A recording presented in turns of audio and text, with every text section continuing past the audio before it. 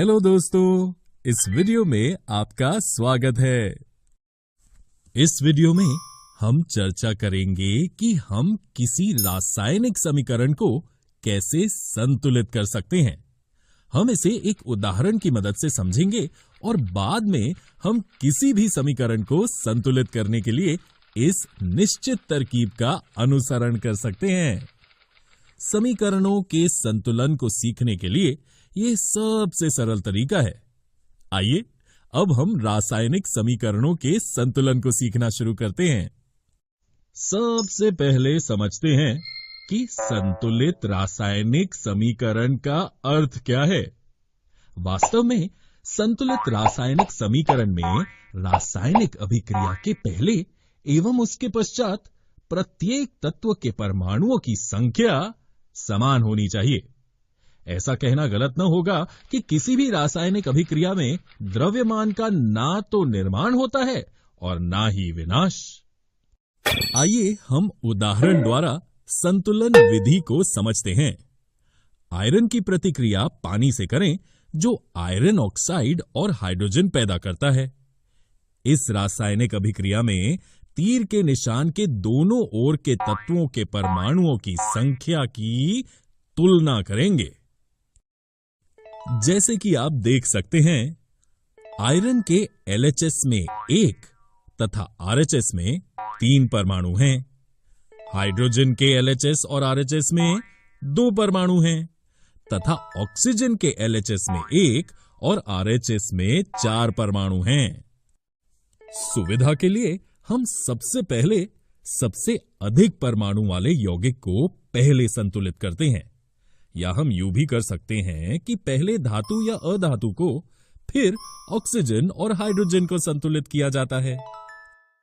ये याद रखना आवश्यक है कि परमाणुओं की संख्या को बराबर करने के लिए हम अभिक्रिया में शामिल तत्वों तथा यौगिकों के सूत्रों को नहीं बदल सकते हैं। सबसे पहले Fe3O4 और उसके ऑक्सीजन तत्व को चुनकर संतुलित करने का प्रयास करते हैं। ऑक्सीजन परमाणु को संतुलित करने के लिए हम 4 गुणांक लगाकर 4H2O लिख सकते हैं, लेकिन याद रहे इसे हम H2O2 या H2O the whole 4 इन तरहों से नहीं लिख सकते। Fe तथा H अब भी संतुलित नहीं है।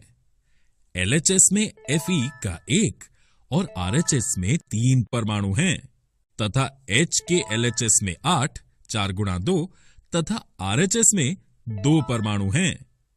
तो हाइड्रोजन परमाणु को संतुलित करने के लिए दाईं ओर H2 अणु की संख्या को 4 कर देते हैं। अब Fe को संतुलित करने के लिए बाईं ओर हम Fe के 3 परमाणु लेते हैं। अंत में इस संतुलित समीकरण की जांच करते हैं। Fe के तीर के दोनों ओर 3, हाइड्रोजन के 8 तथा ऑक्सीजन के 4 परमाणु हैं।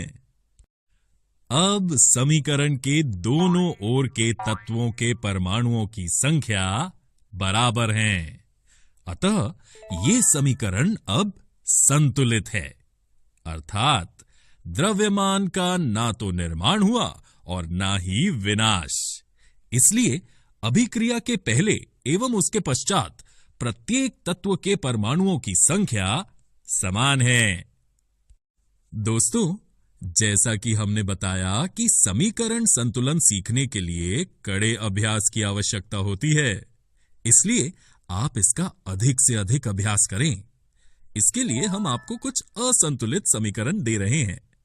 वीडियो को रोककर इनका बताई हुई विधि से संतुलन कीजिए और फिर अपने उत्तर का मिलान कीजिए। इस अभ्यास के बाद आप किसी भी समीकरण को स्वयं सरलता से संतुलित कर पाएंगे।